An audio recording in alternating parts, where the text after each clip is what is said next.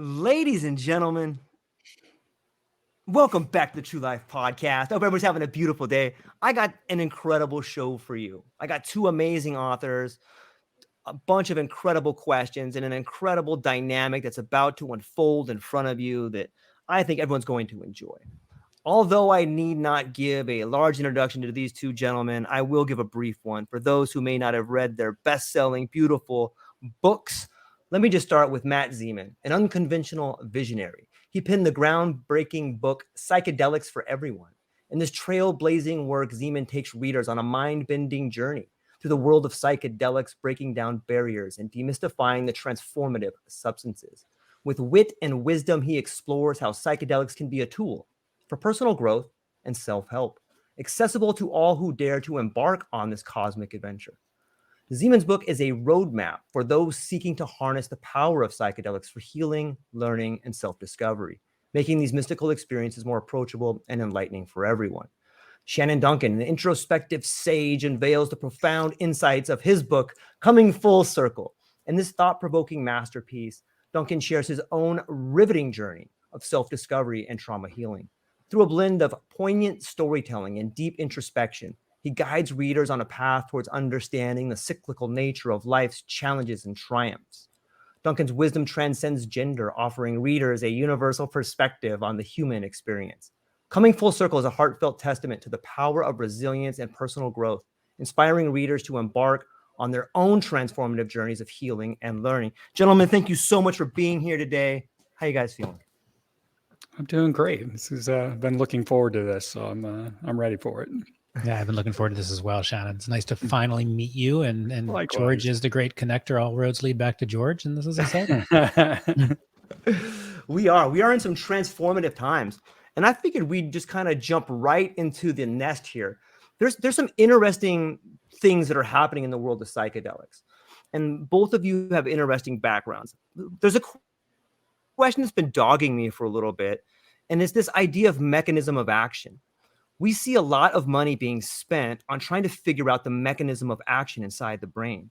I don't thoroughly understand why that's necessary. If we have something that really works for people, although I do understand harm reduction and safety, it seems to me that the money we're spending on trying to find ways of mechanism of action they're kind of wasted. I'm going to start with you, Matt. Like, what is the purpose of this mechanism of action? Like, why is it so necessary? Why is it so expensive? Super interesting right now. Right near me, I live in Chapel Hill, North Carolina. Up the street, like a mile, is Brian Roth's lab that's studying with the Department of Defense, DARPA's $26.9 million grant to kind of, as I understand it, to remove the hallucinogenic properties of psychedelics. Just fascinating. And then down this way, a couple miles, David Nichols retired. So he's just up the street. So we have these two legends of chemistry around here, and David Nichols in particular, I think has a lot to offer to this type of question. I think he would say, I know what he'd say. I mean, he believes that the medical model is the way to bring this to the masses, and to do the medical model in a Calvinistic society, we need to have proof, and this can't be for fun, and this can't be for pleasure. It has to be for healing, and it has to have a purpose. And science is trying to prove out how things work and to get better at figuring that out. So, and I look at that as, okay, it's beautiful, great, wonderful. And while we're waiting, indigenous cultures have used psychedelics for thousands of years. We have a mental health crisis. We have a spiritual crisis. We have people fleeing churches. We have a loneliness epidemic. We have a community of people hungry for community. And we have tools that historically don't cause a lot of harm. And I would love to see more of them being used for good now. Shannon, I'm turning it back over to you. All right. Yeah, when you were first talking about that, I was thinking, well, you could also make sex so that you don't actually feel anything when you do it, but at least that could still reproduce, right? It's what these researchers miss, and the reason they're pointing their microscopes in the wrong direction as human animals and all animals, we learn and evolve through experience. And it is our experience on the psychedelics that does the growing, that does the healing. We have a different experience of ourselves. We relate differently to the traumas that we've gone through. Instead of, somebody that was abused as a young child, they store that in themselves and always have the perspective of that young child and no other capacity. And that's why they don't move past it. As an adult on psychedelics, you get to open that up. You get to bring light and air into that dark room, and you get to have a different experience of what you went through and a compassion for the young person that you were that went through it. And that's how the change happens. That's how the healing happens. If you take the experience out of psychedelics, you take the part out that does the work. You take the part out that where all the magic is. It's such silliness trying to reduce the psychedelic experience down to something similar to an antidepressant. Well, here's a pill you take. It's going to change something in your brain. And for a little while, you're going to feel better, and just keep buying pills from us. And you'll keep feeling better, sort of, except you'll lose 90% of your emotional range. It's just silliness. Okay. So yeah, if they want to go and try to figure that out, that's fine. But, they're missing the very obvious thing that psychedelics let you learn and evolve and grow in the way that we're made to through experience. Two things on this. And I completely agree when we're talking about the use of psychedelics in practice. So for instance, we've talked about the pump and dumps, where they believe it's just and legal ketamine is what I'm referring to. And they believe it's just a biochemical reaction. We can put an IV in somebody's arm, we're going to give them some ketamine, and that's going to change them. That's the same model that didn't work with antidepressants. That's the same model. It doesn't work with many of our medications today. Completely agree with you. I think George was asking, though, about the research around the mechanism of action. How do we figure out what is happening in the brain? What receptors are being triggered? How do we try to understand, using fMRI imaging and these different techniques, kind of how these medicines work so that we can deliver them more efficiently, more effectively? And I think that, so I have less of an issue with that than I do with people who it's just biochemical versus biochemical, psychosocial, spiritual, which is what I believe psychedelics are. And I completely agree. These are catalysts. These are not cures. These are catalysts for change, that help people experience, that help people know in their hearts that they're enough, that they're loved, that they're wise, and that they can take that knowledge and move that forward. Different than mechanism of action, I think. I'm not sure what George is going for, but that's... Yeah, both great answers. And I think that there's a bridge here. The reason I bring it up is that it seems to me searching for the mechanism of action is sort of like looking for the God particle in an accelerator, or trying to find the name of God. Like, we're never going to find it. We don't even know enough about the brain to thoroughly understand. Is this the TRKB? Is it the 5H2A? We don't know enough. So in my mind, what I'm thinking is, what a great way to keep the world of psychedelics contained in a medical container. I spoke to Brian Roth, fantastic guy. He's never even done psychedelics. And it blows my mind to think that someone with whom is a genius, and I admire all of his work, has never really had the actual experience of psychedelics. And in our conversation, when I began talking about psychedelics, he began telling me about a Zen experience. I've never really had a Zen awakening. So it was apples and oranges for us. But I felt there was this divide. And on some level, I could see what appeared to be a longingness for the mystical experience with which he's investigating. And I don't think that we get people to thoroughly understand psychedelics, trauma, and the confrontation that happens inside by studying mechanism of action.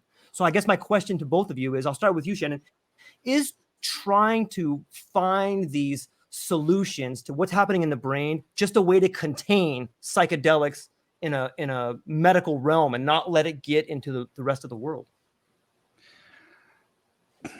What resonates with me as you're talking about that is trying to understand the mechanism of how it works in the brain outside of trying to bypass the experience, more how Matt was explaining it, which made a lot of sense, is the effort of trying to privatize it, the effort of trying to corporatize it, the effort of trying to pull this into the realm of big pharma, where it can be reduced down to tablets that you pick up at the CVS and you have these experiences. That's,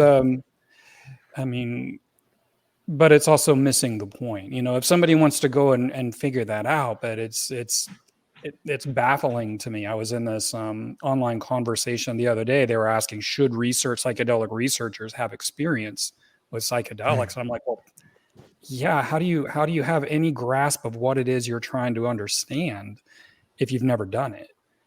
I guess you can study cyanide without sampling it to see what it's like, but it's the psychedelic thing's a little different. It's all about the experience. And back to mechanism of action. Sorry, I wander. It's all right. We can go anywhere. We can go anywhere we Mechanisms want. of action. Yeah, for me, the only upside of really understanding that in the near term is it's just going to be used to create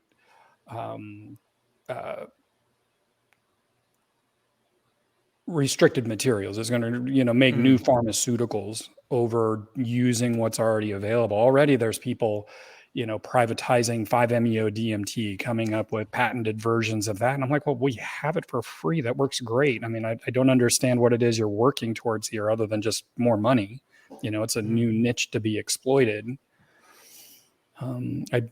I don't know. I mean, we learn a lot anytime. I mean, what's the point of going into outer space? Well, we learn a lot when we go out there. So maybe through this research, some really cool understandings of the human experience and the human brain can come out of it. But my cynical brain says, it's got big pharma's fingerprints all over it. So, yeah, I think so much of what you said just resonates, Shannon. And I would like to encourage all of us to try to look at this with an abundance mindset and to say, okay, they are coming from, they're not coming out of malintent. They're coming out of unknowing. And in their worlds, they're trying to do the best that they know how to do. So when we talk about a patent to synthesize psilocybin, okay, great. You've patented some specific process to synthesize psilocybin. Does that stop anyone else from synthesizing psilocybin using a different mechanism? No. But using that particular mechanism to create a specific type of psilocybin where dose is a dose is a dose helps the process along in the medical model and allows some research to continue. So I view all this with an open heart. It's okay, great, beautiful. If that's the contribution you can make to this, do it. All of us on this show want more people to experience and to remember themselves, to reclaim their power, to know that they're not alone, to connect to a higher power, to connect to us, to realize that we're not other. And I just think if we need to approach it all with an and not create division when we don't need to create division. Great, research away. We love that. Tell us more. That's fascinating. And let me tell you more about how this can be done in this, or why you might want to. The example I give is we've had a couple doctors come to ceremony lately. We actually let one come in just as an observer recently. And my goal is to help them see that there's a lot here that they can borrow, and they can borrow and make probably more money than they are in the one-on-one model that they're doing by incorporating some ceremonial things into the medical world. And conversely, wide open. If you think there's things we can do, our medical intake and our informed consent and our safety preparations on the site and our emergency action plans that we can do better, all means, tell us. But let's not. We've created this false division between when in the old days there was just healer, and the healer was a medical healer and a doctor. And a spiritual healer. And now in Western culture, it's two different roles: pure science versus spiritual woo-woo. Okay, well, if you were to say that psychedelics belongs in the hands of the spiritual people, it's a fair argument to say no. Wait a minute, they don't have the latest knowledge of the brain and my body to keep me safe. Fair enough. But if you were to say psychedelics belong in the hands of the doctors only, same argument. Whoa. Psychedelics plays in all the spiritual realm and does all these other things that they're not familiar with, and they can't keep me safe. So we need a new reconciliation. It's an and between both worlds. And by doing that, we can find a new way that hasn't been done to get this to more people safely. I like it. It's well said. I think it speaks to It's interesting, the gap between science and spirituality, between doctor and underground. And it seems it's that same thing. You know, if the same way some people in the underground, myself included sometimes, look at particular therapists who want to help people who have never done psychedelics, the same way a doctor looks at a person on the underground and is like, well, how much is that guy projecting? How much is that guy's transference happening? You know, and there's something to be said. If I was going to steel man the argument from the other side, you know, I would say that a therapist who has an amazing personal experience may overhype the treatment potential. You know, they may idealize things. So I think on some level, regardless of what side you're on, you can see the argument from the other side. And I like what you said, man. I think it's a both and, you know. And let me ask you this, since you mentioned the idea of ceremony, what are some similarities and differences between a clinical setting and a ceremony? I mean, it depends on the depends on the intention and the way the medical professional approaches it. There are medical professionals that do beautiful clinical work and have, I mean, again, they care about the preparation process and the intention setting. They respect the medicine as more than just biochemical. They create an environment that's comfortable for the patient, that is full of love and full of warmth. And they care about the integration process and where the real work starts post psychedelic. And they're beautiful doctors doing that. And there are doctors operating completely legally that are more of come out of the school of medical sedation, and they operate differently. I think the biggest difference between ceremony and clinical is the group. I think there's real power in the group experience when it comes to psychedelics for many people. Now, I get if you are actively suicidal, if you have severe depression, a group setting isn't appropriate. But for many, many people, a 7 on a depression scale, a group setting is incredible. My healing is your healing is my healing. Energy moves around the room. All the focus isn't on me, it's on us. And after the ceremony, the sharing of, wow, this came up for me and this came up for me, and wow, that made me think about that, is incredible. Not taking away from, it's different than therapy, but it's community and it's a shared experience, and it's, I think it's different. Shannon, what are you? I mean, you've talked. You've had unqualified guides, as I read about in your book, and you've had coming full circle. Coming full circle. And what do you think? Well, I don't think that the division is purely between a medical model and a spiritual ceremonial model. My own beautiful guide that I work with, is a licensed therapist and highly, highly educated in working with trauma. But she also holds a very spiritual, energetic based space for me, and we work one-on-one in that way. There's a great time and place to work in a group.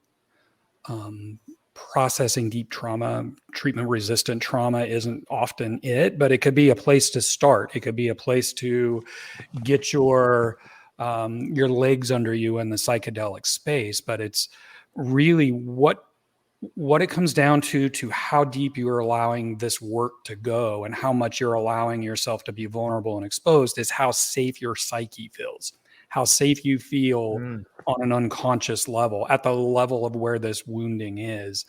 And, you know, I tried some group work, and it wasn't for me because I never really felt safe. You know, people who were abused very young often have this fear that if I am too vulnerable, I don't know how the people around me are going to respond. So building that relationship with a single guide, a single therapist, is a really powerful. My guide and I were talking about this the other day. We just did a journey last Thursday. Another big one. My journeys all go 6 to 9 hours. They're just ridiculous, and there's always huge energetic releases, and it's this thing. But we were talking about it, and she's like, "Yeah, it took us 3 or 4 of these before you really started to trust and let deeper stuff out." And I'm like, "Yeah, that's just how it works. It's that level of safety. It's that level of felt sense that this person that's watching me is taking care of all the things that I would otherwise need to watch for. I need to monitor my environment. I need to monitor my own safety. I need to worry about, if I'm going to purge, if I'm going to aspirate vomit. And with somebody there that you really trust, and you've got that one-on-one connection, you can let go of all that. You can learn to trust and release, and the medicine just goes so much deeper. The experience moves deeper and deeper for more and more profound healing. So when you talk about a medical model, and I talked about this a little in the book, if you're in a professional office and there are other professional offices around you, your likelihood that you're going to feel safe to be loud if you need to is going to go way down, because you're not going to know who's going to hear and how they're going to respond and what that's going to cause. If you're sitting in an office and you're in an office and I see pictures of people in zero gravity chairs or on sofas. And it's like, if you don't have the room to move, you're also restraining something. And so, you could move the medical model into an environment that's more conducive to deep work and what it really requires. But on the other hand, when you get people that don't have any background in psychology, they don't know to shut the hell up. Wannabe guides, the ones that want to play therapist always want to tell you, they want to reflect back to you, oh, this is what this means. This is your relationship to your mother, and that's why it gave you blah, blah, blah. And the stuff that real therapists never do, right? They watch too many TV shows and movies, and so they just want to play therapist because it feels very powerful to do so. And that's one of the problems that you run into in the underground. And the sweet spot, I think, are people highly trained in psychotherapy, but that are also working in environments where they're not shackled by the red tape of the clinical trials and the legal settings. That's just my take on it. Yeah, that resonates. It's interesting. Even in holotropic breathwork, I participated. I did the Groff breathwork program with out in Colorado. Amazing. But they talk about, if you don't have a guide with you, there's always a part of you that is protecting yourself. You need to have a trusted guide. So it's beautiful. I'll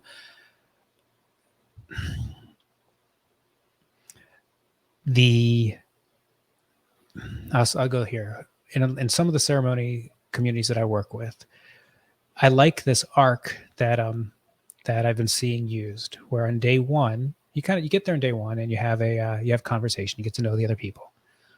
On the first ceremony day, you do some breath work, some yoga, some meditation. And in advance, by the way, you do a preparation session, intention setting, all that. You then move into a sassafras day, purely heart opening. One day, purely heart opening. And I look at that as like a practice day. You practice surrendering. You get used to ceremony. You get used to your fellow travelers. We typically have 4 to 6 musicians that are doing a custom soundtrack based on the energy of the room. You get used to what does that feel like. We have a male and a female facilitator, so you feel the balance of energy typically. And you crack your hearts open, and you feel love for yourself and love for others, and you remove shame, blame, and guilt. And then that allows that evening around the fire for people to start sharing, which then enables the next day. And the next day, again, breakfast, breathwork, yoga, meditation, and then you do a deep dive with psilocybin. And now you get the interconnectedness of all things. You get feel the earth breathe. You feel that you are part of nature and you're not other from nature. And in my experience, people can go deeper because you've done a practice day. You've done a heart opening day. You have that trust. And then you've also in advance also set up the rules. There is this is your inner journey. You can cry, you can laugh, but you can't talk to your neighbor. You can't touch your neighbor. And the facilitators aren't there. They're not therapy. They're not there to tell you anything. They're there to hold your hand if you want your hand held. They're there to touch your feet or to energetically transfer some sound or some waves, but that's it. And then I find that to be beautiful. And then in some of the ceremonies, we then go on to offer bufo, where if now you've already done 2. And unlike people who just drop into a 5 MEO experience with unprepared, you're prepared. You've already done work twice in a row, a couple different days. And now, you want that 10 to 20 minute conversation with your higher power, and you're ready to let go and you're ready to surrender. And then again, I know there's a range of way people react to 5 MEO. In this model, it's like 100% are sitting Buddhists, pure bliss. And that's with people with significant trauma. A range, again, not in active suicidal, not in active high depression, but again, up to that 7 or 8 on the depression scale, they do really well in this type of setting. But it's a process, it's an arc. It's not a one day, let's get it all done. It's a multi-day, multi-medicine ceremonial approach. I'm curious, why is a sitting Buddha experience on 5 the preferential outcome?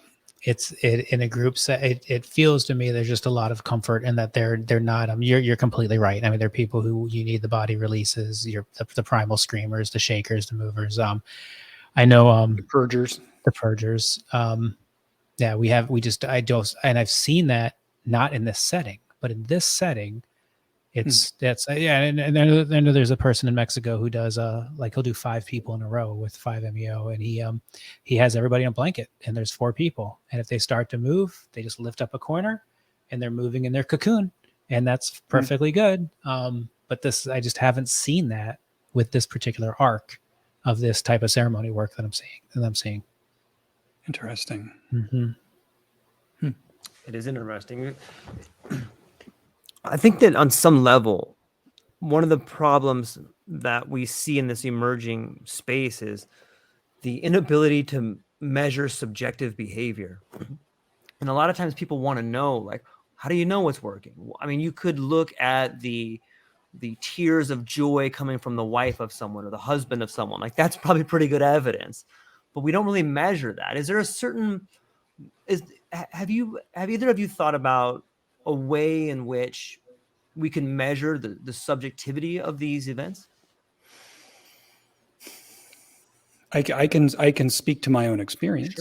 Sure, please. And before I started all this, I was highly depressive, sometimes deep in suicide ideation just to get through my day. It was like a coping mechanism for me to get through my day. Highly reactive. I was easily pushed into overwhelm, and I would have big anger come up to, clear the decks to get whatever was triggering me away from me.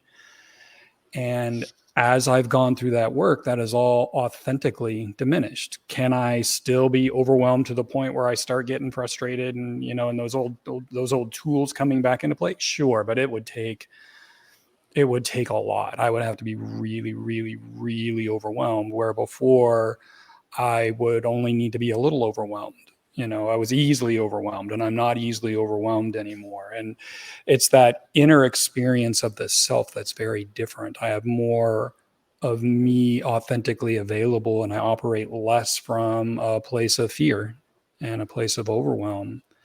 How can you measure that? That's purely subjective, right? And I don't know. I think there's ways. Sorry. There are ways. I think there are ways too. But I want to stick with this for a moment, because I think Shannon brings up some things that tie back again to his book.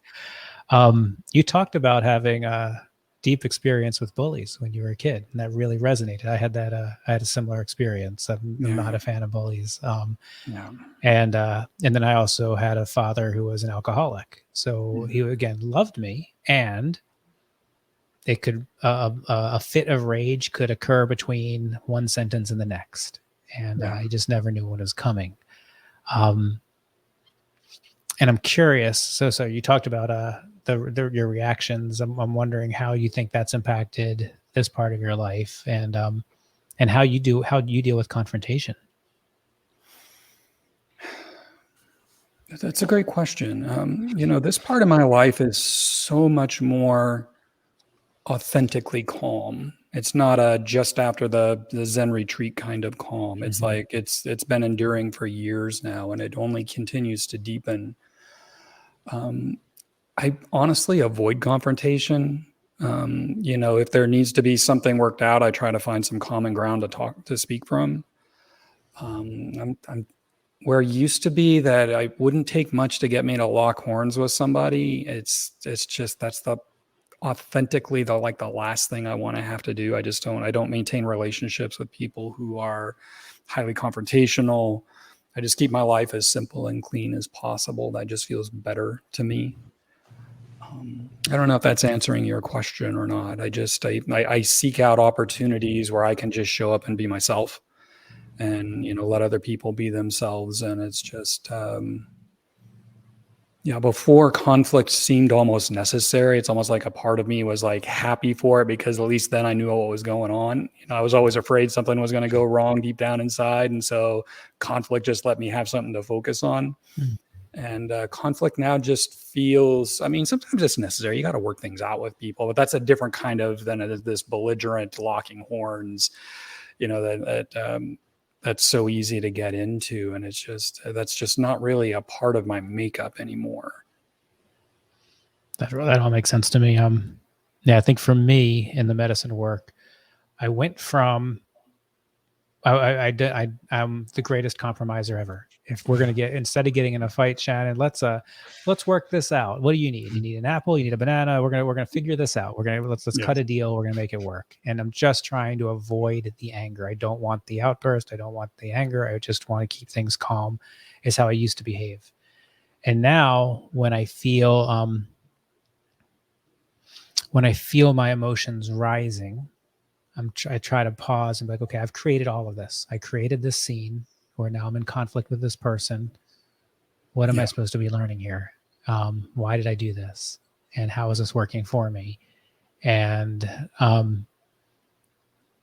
because I'm the creator of this, I'm not the receiver of it, I'm the creator of it, I can look at it differently and be like, okay, let's see where this goes and then decide how I want to move through this. But it's very different than just trying to suppress the emotion from emerging. Yeah.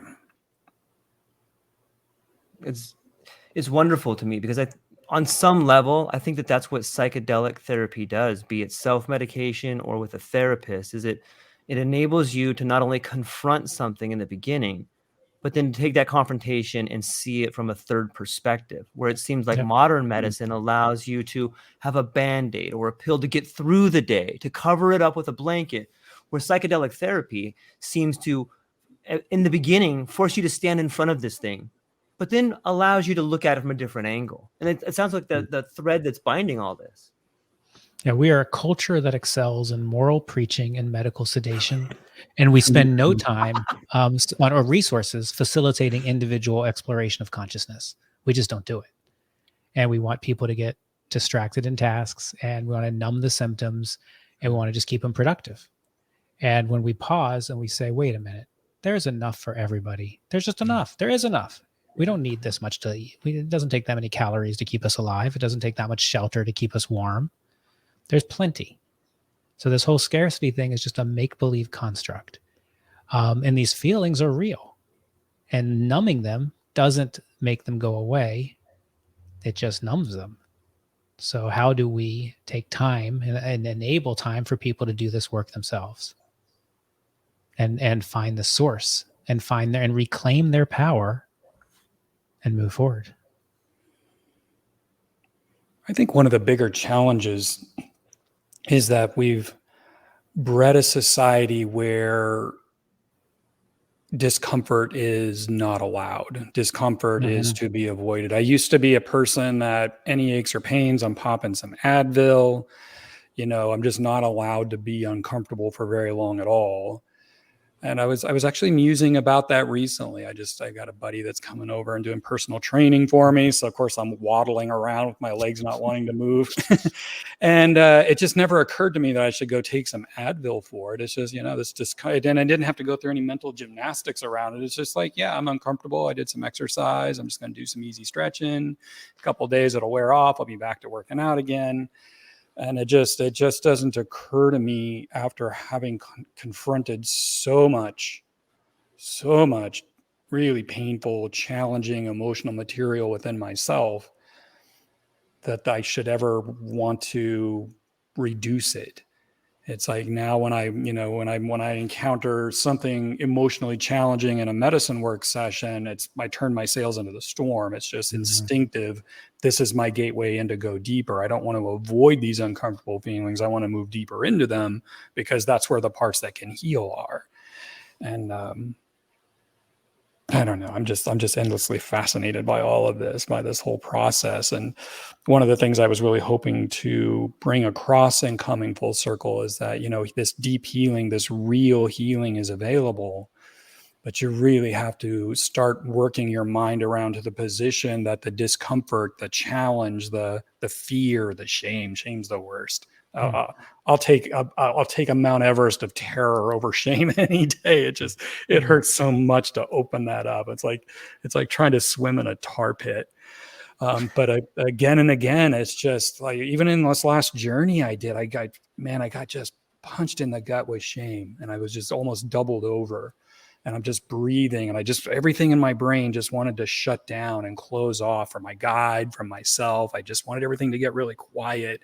Didn't want anything to perturb that shame anymore. And I have one of these big wheels that you can like roll your back over. It's bigger than a foam roller. It's like this big wheel, and I just got it out, and I got my back on it, just opening up and breathing. And my guide comes over and sits next to me and puts a hand on my chest, and we're just encouraging this shame to come out. And oh my God, it sucks. It's just awful, right? But it just feels so good to let that out, to keep just allowing these things to have expression, because that's where the healing really is. And it's this bringing in this fragile mindset that, oh, I can't ever be uncomfortable, really limits the potential of what you can do with psychedelic healing work. And that's why, the idea of being all up here in an expansive 5-MeO experience, and I've had those. I've had the connecting with God up here, 5-MeO experiences, and they're beautiful. And I'm always in there, and I'm like, oh my God, I can't bring what I'm seeing back with me. It's like I understand it all, and none of it's coming back with me. And so I'm just going to do the best I can to let it soak in right now. But then there's this other part where you let this door open, and you let the 5-MeO deep. And then it's almost like a sieve, and there's the sand of you is running through there, and anywhere that there's knots, anywhere that there's clots, man, it grabs them and starts working its way into them. And that's where you have these big energetic releases. And that's where that real deep healing comes from. And it's, I don't know, man, it's just incredible. It's incredible possible if you're willing to let it in. What I really liked about your book, and I'm going to search for some words here. What I really liked about your book is over and over, you kept referring back to the work you were doing on you, and how it made you feel, and the things that happened in your past, and how you were processing those things. And one of my concerns, as I think about how the culture in which my kids are swimming, the culture in which we're swimming, is there's so much attention placed on trying to change the way others interact with them. And I'm going to be cautious here, but it's everything from I want you to call me this to I want you to make me feel safe. There's so much put on what's the expression? It's like I don't feel well, so I'm going to go to the doctor and I'm going to ask him to write a prescription for my neighbor. It's that the focus is in the wrong direction. That's I've had a very similar observation that, we're teaching these newer generations to wrap themselves in bubble wrap and have an entitlement that nobody comes over and pops the bubbles. And it's this felt sense of fragility that's getting baked into the psyche, that I can't tolerate these things. I can't allow myself to be triggered. If I'm triggered, the other person is wrong, because I should never be made to feel uncomfortable. And, there's absolute validity in insisting on not being bullied. There's absolute validity in insisting on not being harassed at work, or not being touched inappropriate, or at all, if you don't want to be touched. But then there's something very different that's happening. And I share the same concerns of you about getting canceled, but there's this other thing that's happening where it's like the world has to cook itself or build itself around me so that I'm never uncomfortable. I need to live in this bubble, and I'm entitled to this bubble. And this can only happen in a time in history when we're really not challenged by anything. Most of us aren't food insecure. Most of us aren't threatened by mountain lions every day, or dinosaurs, or whatever.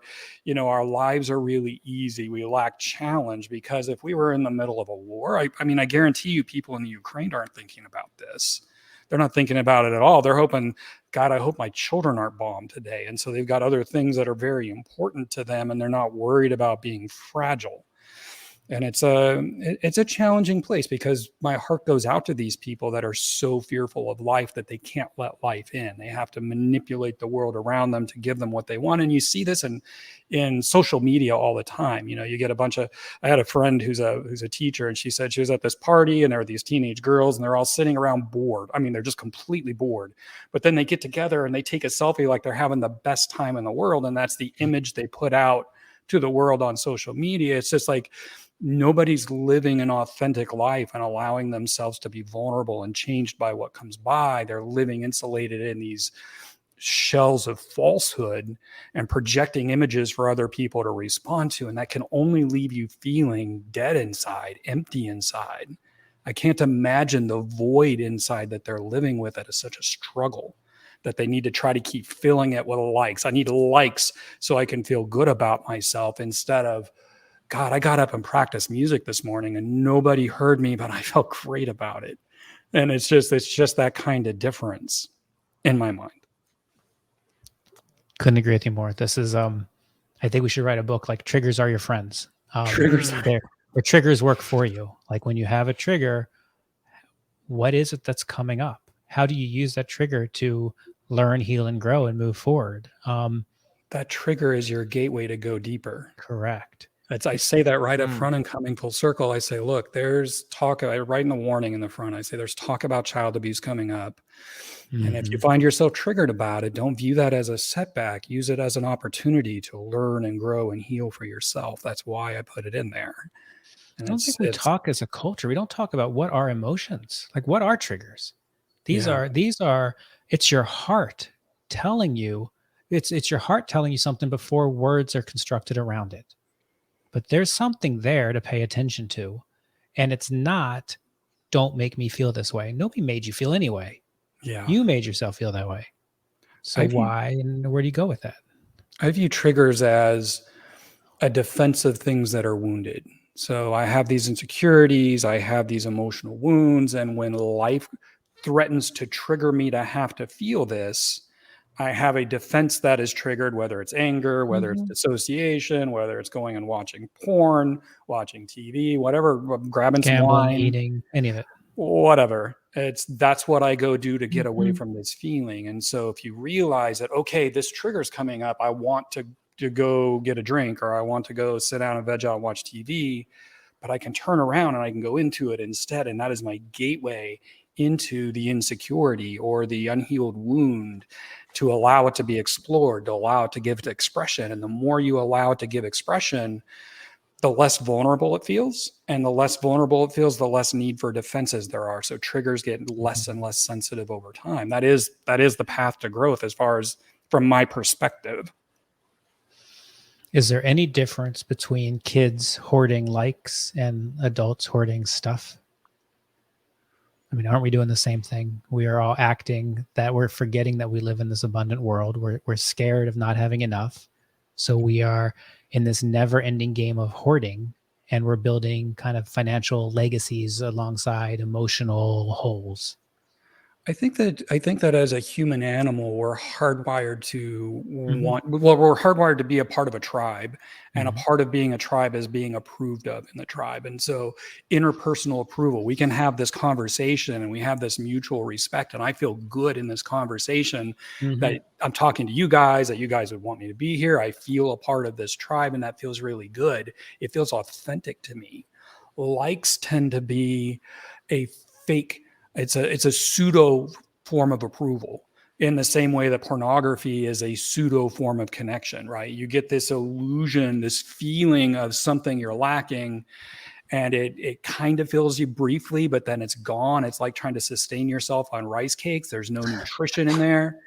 And it's so you're left with nothing afterwards. Whereas a great conversation like this, I'll be feeling good all day about it, just because I feel like we're having an important conversation. We're getting to connect, and it's something real is happening. The world of social media, and my God, I hate social media so much. I'm just not a fan. But I would never have met you guys, and I wouldn't be here talking to you if it wasn't for LinkedIn, right? So I try to keep an open mind about it, and I just try to limit my interactions to things that feel good to me. But in large, like, Facebook and Instagram and all this. It's just peddling in illusions to give pseudo approval or pseudo sense of importance, when what you need to do is engage in things. Well, not need, but what would actually feel much better is to engage in ways that gives you that for real. And but to do that, you have to risk also being hurt. You can't really have love and connection without also the risk of disappointment and being hurt or loss. It's a part of the package, right? But when you're just going for likes, if you don't get likes for something, you just post something different. You just keep posting until you get the thing that gets the likes, and then you do more of that. And it's just this never-ending chase for an illusion.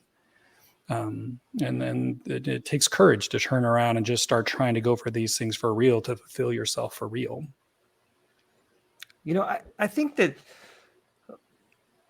I think that the likes, children hoarding likes or people hoarding likes is a degradation of people hoarding stuff. If you think about the evolution of our spectacle that is society, we've moved from being into having, and from having into appearing to have. And it's the same thing.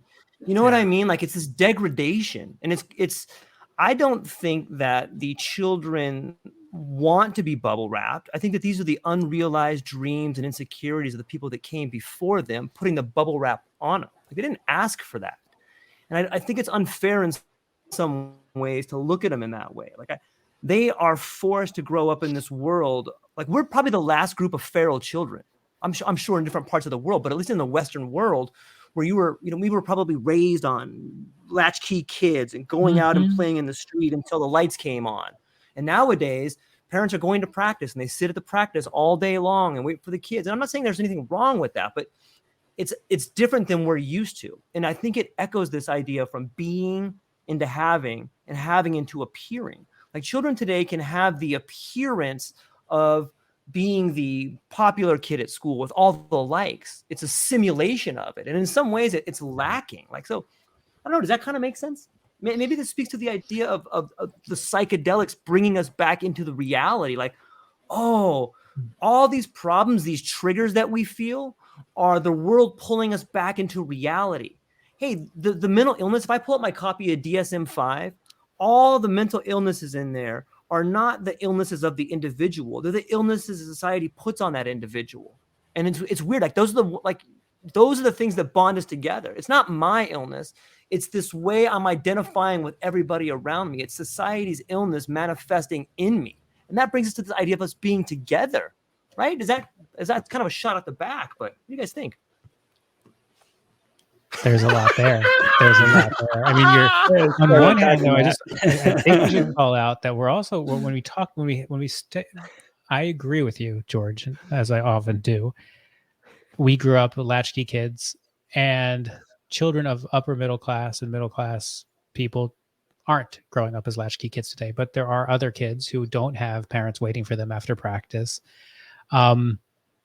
We do have a number of parents who are unaware that they are putting their children up for indentured servitude with our college program and pricing. That when you force a child to take debt to go to get an education, you might as well sign them. Then they've got to go work for somebody, and life changes immediately when they don't have that freedom. It's because they've got to pay back the debt. And we don't talk about it as indentured servitude, but we have a lot of that in our country. So parents, in one hand, some parents are trying to protect their kids from harm, and other kids, they're doing the best they know how to do without being aware of the harm. Let's say one more thing, and I'll let Shannon go. Anthony DeMello talks about the difference between a criminal and you is only in what you do. It's not in who you are. Our government does all sorts of bad things. We might not pull the trigger, but we're complacent. We pay the taxes. Sure.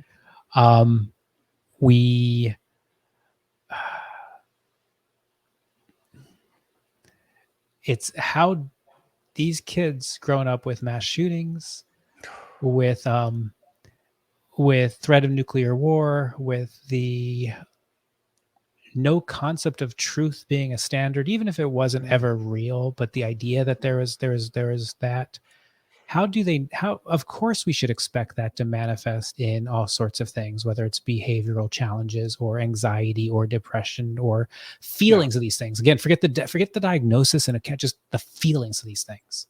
Of course. When we talk about attention deficit or ADHD, yeah, we have an attention deficit. We have one teacher in front of 30 kids. They don't have enough attention.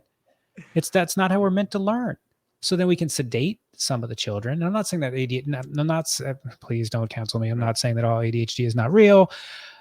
I'm saying that we are prescribing at a rate that doesn't seem to make sense. And then same with antidepressants. Never meant to be decade-long solutions that we're going to prescribe it and then renew it in 10-minute wellness visits. And then we're not going to tell people that, oh, here's a list of side effects. Oh, and by the way, this side effect of sexual dysfunction is a 73% chance of you having. We don't tell them that. We just give it to them and they live with the side effects. And we numb the symptoms and we never come back to address what caused the symptoms to begin with. Yeah. And it is. I think I have a lot of energy for children, for the culture. It's again, not malicious. It's not evil. It's just unaware. It's an adaptation, really. I mean, given the environment they find themselves in, they've adapted to get their needs met in the way that seems like they can. We all have that need for connection. We all have that need for approval. And when you spend most of your time, when most of your important feeling interactions with others comes through social media and comes down to how you're perceived over who you really are, I think you get an ever diminishing sense of self and an ever increasing need to find ways to present yourself in a way to keep the flow of pseudo connection, pseudo affection, pseudo approval coming in. And it's, as we've been sitting here talking, I've been thinking this may be the future of psychedelic treatment, is helping this generation find themselves again after, coming through their developmental years, learning that it's how people respond to you that's important. It's how people, respond to what you put out there that's more important than who you really are. And they're going to come to this sense of this vapid emptiness. And it could be that the future of psychedelic treatment is really about these people coming in and rediscovering themselves, relearning who they are, and coming back to a sense of wholeness. So, everywhere in nature, things tend to break down before they start building back up again. And maybe this is just a part of that flow. It's I don't blame the kids. And there's plenty of adults that farm for likes. I see it all the time on LinkedIn. It's just clearly this is being posted because you're looking for a specific response back to you. It's not information sharing. This is about look back at me, please. Not always, but it happens, and it's way more prevalent like on Facebook and whatnot. When I released my swimsuit calendar last year, that was just for likes. I missed that. All right. Send me a PDF. I don't think I would give many likes. Can you imagine? I might get a lot of laughing face emojis. It'd be fantastic to do that. That'd be the men of Psychedelica. We raise so much awareness. We made $5 for the cause. Yeah. But I think that is what, when I get excited about books like yours, Shannon, it's because you're coming out there and saying, I'm doing this for me. I'm doing this for me. I'm doing this for my learning, healing, and growing. You can like it. You can not like it. You can get something from this. You can not get something from it. That's all okay. I'm just going to tell you how this has worked for me. And I think that's really beautiful. And I think that's important modeling. And if somebody wants to ask you more, great. And if they don't, great. The therapist, Taffy, my original therapist that I worked with, who's still alive, and I'm still in contact with her, and I just adore her. And she was reviewing some of the book for me. And I'm like, God, Taffy, I don't know if I can share this I mean, I've written it all and it felt really good to get it out. It was very therapeutic to write my story out like this. I got to release a lot just in the writing of it. And she told me a story how this friend of both of ours, they originally met in a therapy group, and this friend was just so raw and so human that it ended up giving everyone else in the group permission to be raw and human too. Yeah. And that's the thing that really convinced me to go ahead and leave this intensely personal information in coming full circle, because if I give myself permission to just be raw and human in a world where that's not always well received, or in a world where it can make people really uncomfortable at times, but for the people who are ready, it can give them permission to also be raw and human and look at themselves in a very compassionate way as they approach their healing. Because a lot of healing talk is very adversarial. I'm going to get this bad out of me, and I'm going to bring in some good, and I'm going to go out and work on a soup line, so I'm a good person. And it's just, it's just about becoming more whole yourself, and there's infinite goodness in that. There's all the goodness in the world, and with your flaws, warts and all, you're good, and it's that's what I was hoping to share. That's another that brings up another DeMelloism, where he talks about there's two types of selfishness in the world. There's things you do for yourself to make yourself feel good, selfish. And there's things you do for others to make yourself feel good, still selfish. It's refined taste maybe, but it's still selfish. And knowing why you're doing what you're doing, even before taking action, is really an important thing to look at. Why are you choosing to do X, Y, and Z? Why? Period. That's why I like that. The soup kitchen thing made me think of that. It's I can't imagine a more important tool to cultivate for any individual than honest self-awareness. I mean, because all growth begins there.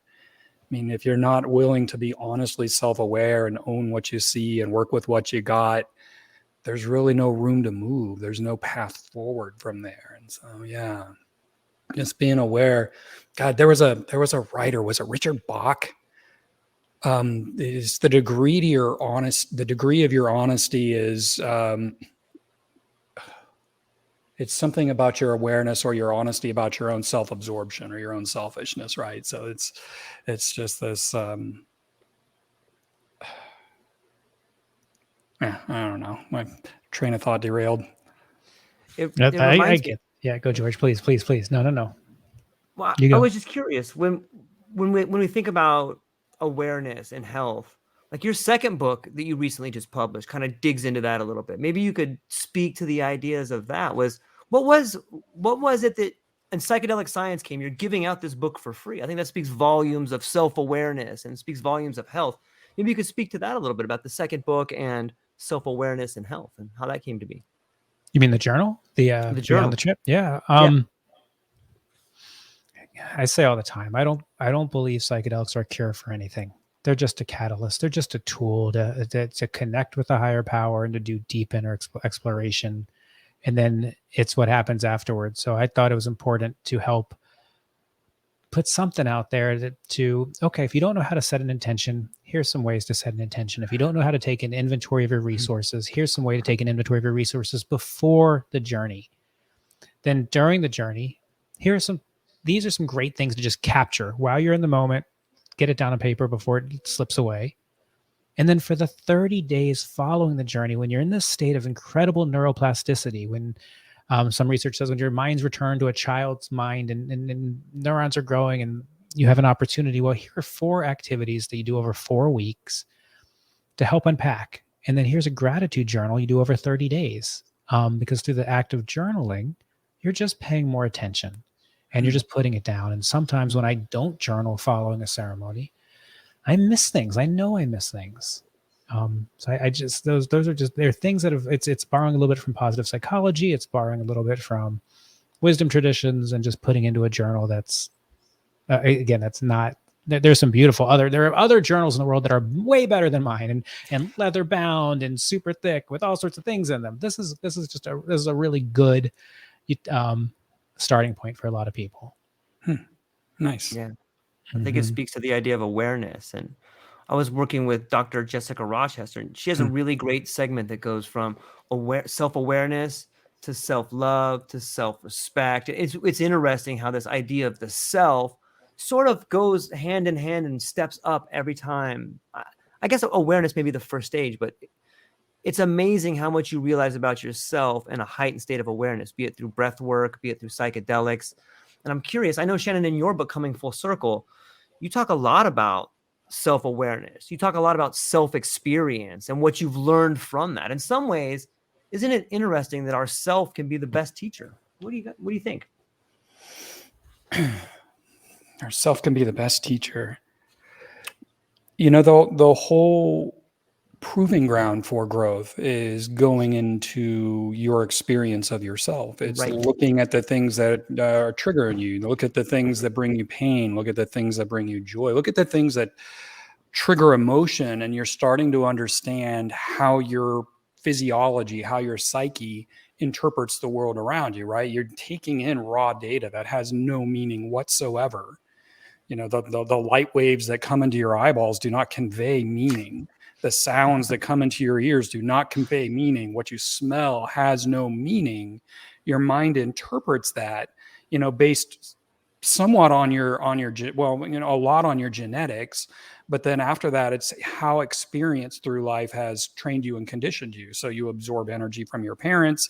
You absorb way more from how they really are than the lessons they teach you. But so you absorb your parents' isness. You absorb their being, and it resonates in you, and so you become more and more like them, or a combination of them, and then life experiences change that too. And the whole thing with psychedelics is it lets you step out of your everyday frame of mind, step out of that usual meaning that you're interpreting life through, and just see it from a different, higher perspective often. And so that allows you to question these things. It's like, wow, God, anytime somebody's a little bossy with me, I get really triggered. And then you just step back and you all of a sudden realize that, well, their behavior isn't about you. And it's not this cognitive thing. It's this felt understanding. It's like, oh my God, that person is this way with everybody. This isn't personal. And you just kind of unhook it. It starts unhooking. It'll come back and rehook and then unhook again. But over time, it's less and less engaged. You're less and less triggered by something that was always triggering before. And that's really the nature of growth. Or it's also probably showing if they're being bossy, you're probably bossy in some aspect of your life. Yeah.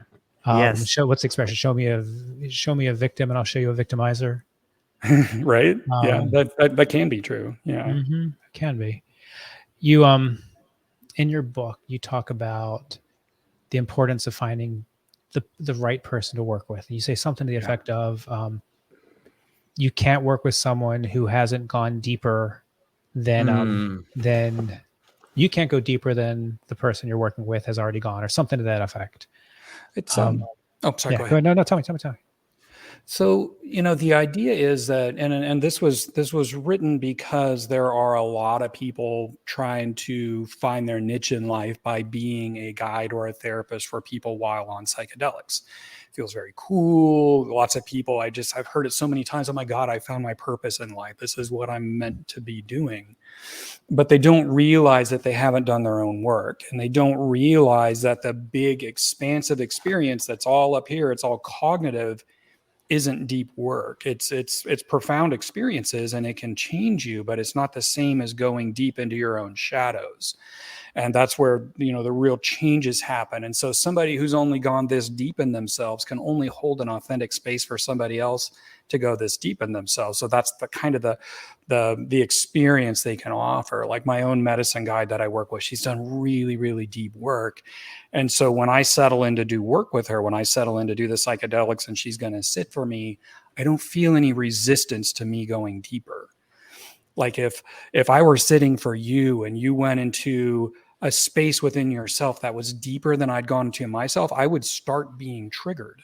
Mm-hmm. And while I'm sitting there for you and trying to be calm and trying to hold a safe space for you is not a time for me to be triggered, but I'm going to be. And the response is physiological, and you're going to pick up on it. If it's not safe for me to go there, it's not safe for you to go there. And so where you can go in your journey is limited. I've felt it so many times working with a previous guide. You know, I would go somewhere and I would say something, and all of a sudden he'd be very still and kind of tight, and I would feel it. It's like my psyche's registering, okay, that's not a safe place to go still. And so it's just important that anybody serving as a psychedelic guide, especially for somebody holding space for trauma, that they've done deep work within themselves. Because especially when you start getting into really deep, really sensitive kind of stuff, like around abuse or whatever, the feelings that can be triggered are really unsettling, and a person's defense mechanisms to protect against those being triggered are really strong, and they'll bring it front and center into the room. And, so many people that are offering these services today just haven't. I mean, they went to Burning Man and they had a big 5-MeO experience, they ate a bunch of mushrooms, and it was a big experience. I'll own that. I've had big psychedelic experiences, ridiculously big psychedelic experiences. And it's just not the same thing as doing deep work. And this brings us back so many just don't even understand the difference. They don't understand because all of us have this door.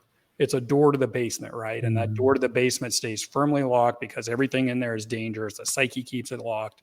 And until you're willing to acknowledge that door and make the conscious choice that you're going to go through it and allow the psychedelics into your emotional body, nothing too much real is going to happen. It's all going to be on a cognitive level. It's like, oh yeah, I saw how I'm an angry person and I really don't need to be, but now you're cognitively working on it like you do in talk therapy, and you're not going in and really unwinding it at its source. And that's really the fundamental difference. And it's a difference that I would say the majority of people in the psychedelic scene don't seem to understand is there. At least the majority I've ever spoken to. They don't understand the difference because they've never gone there. And it's super important for those listeners who are trying to figure out who to work with. I think you had another line that was super beautiful, something to the effect of sometimes the call to help is actually a cry for help. Yeah. And as a consumer, looking at, the work, again, these are beautiful people trying to do the best that they know how to do. So looking at, okay, how far can they go, and what do I need? Which actually brings us to a controversial topic that when I disagree with you about your book, you had a real vehement reaction against teleguides. There's no place for it, blah, blah, blah, blah. I have a slight disagreement, but why don't you go first and express how you feel about teleguides? Yeah, I have very strong feelings about teleguides. But wait, take a moment though and take the compliment. Sometimes a call for help is a cry for help. I love that line, and just embrace that for a moment. And now go beat me up. I was awful proud of myself for coining that. So it's just right. Oh, did you? Was that a line that felt good to you? Yeah. You knew that line? Oh no, I was just proud of myself for having written that. I'm like, hey, that sounds pretty good. It was I'm glad that stood out to you. I'll take the approval. Take it. Here's a like. 2 thumbs up. Thank you. This feels real for some reason. So teleguides. Where I first encountered teleguides was during COVID, and it was during lockdown, and there was people that were sitting with people in real life, but now all of a sudden their income stream was cut off. And so they started offering telehealth. So they'd be, okay, take your mushrooms. I'll be here on the phone with you the whole time, or I'll be here on FaceTime with you the whole time. And it's like, are you out of your friggin' mind? You're inviting this person to take psychedelics in deep, and they're alone. Or they've got their uncle or sister sitting there who have no training in handling somebody that is healing trauma, or that's doing deep internal work. And even with ketamine, man, you can open terror. It's not dose dependent. It's not really even psychedelic dependent. If the timing is right, you can go into deep, challenging material. And if that person finds themselves laying on their own sofa alone in their apartment with somebody talking to them through their computer screen, they have no support. They have no help. And that is where I have a problem with psychedelic telehealth, because you're taking powerful mind-altering substances and telling this person that they have support. So they're supposed to be letting their defenses down more than if they were just alone. And all of a sudden they're in a space where they need the touch of a hand. They need somebody there just saying, hey, you are okay. Take a breath. Everything's all right. But instead, they've got a tinny voice coming out of their laptop telling them, it's okay. I'm sending vibes your way. Even though I'm in Nebraska, I've got you. And that helps nobody. It's just, that's my problem with psychedelic telehealth. So my challenge with where you're going with this and is Sure. it feels to me a little bit of a slippery slope. So I'm going to just push back. I'm going to nudge you back a couple. You've had extensive experience with vape pens. You've done solo journeys. You've done many solo journeys, and you felt that that doing with a guide is better than doing it solo. But there have been times when you've chosen to do solo journeys. I have the same. I'm not looking, no shame, no bad, because I've done the same thing. My challenge with saying this is bad, telesitting should not be allowed. Teleguiding is ridiculous. Telesitting is bad, or having sitters who are untrained is bad. It's again, I know better than they know what's right for them. I know better than they know how they want to meet this medicine. I know better than they know what they can afford. I know better than they know what they can, what they have access to. And for many people, at least again in my experience, ketamine it's a starting point. They want to be met in a medical model. They want to have a prescription, so they have source taken care of. They want someone to talk to them about set and their intentions, and you can get that through the telehealth. And even setting can be that you can follow instructions and have setting. Okay. Is it as good as having a experienced person? No way. But at what, $200 a dose for Mind Bloom or New Life or any of those out there, it's accessible to a lot of people, and it's an entryway. And I just get, my hairs go up a little bit when it's like, that should not be allowed, because I feel like that should not be allowed is what's led to we're not allowed to have psychedelics. Well, I never said that should not be allowed. I said my experience is that this is a terrible idea based on my experience working with the medicines. What I had done recreationally before and spiritually before I started doing real medicine work. I did that by myself. I did that hanging out with friends. It was never an issue. But once my psyche was allowing the medicine to go deeper, that's where it gets dangerous. That's where it gets really terrifying, scary sometimes, and having somebody there to hold that space. And anytime you're inviting somebody to take medicine in a setting that's meant to be healing, you're inviting the opportunity that it's going to go deep. And my words in the book were, I think this is a bad idea. I don't think that this is something people should do. And I even say to the reader, I just wanted you to know this perspective so you could make this decision for yourself. So it wasn't me saying this is the wrong thing for everybody. This is me saying, based on my extensive experience doing deep work, more than most, I think this is a terrible idea, because I know how easily really, really challenging stuff can come rushing to the surface when you had no idea it was coming. That's fair. I get where you're coming from with that. Yeah. So is that going to stop psychedelic telehealth? No. Is me talking about that in the book going to stop anything? No. But somebody reading it might have a broader perspective on what they're getting into, and they can make an informed choice based on my concerns. And that's really anything I said in the book. I speak in absolutes, but I'm just speaking from my own experience. And I try to be clear about that, is that I think if you're going to go deep with the intention of going deep, you need somebody there to keep an eye on you. And I think my question, if it's 1-800 trip sitter and you just want to take some mushrooms and listen to Pink Floyd, and you'd like somebody there to talk to, but you don't have anybody around, yeah, maybe that's fine.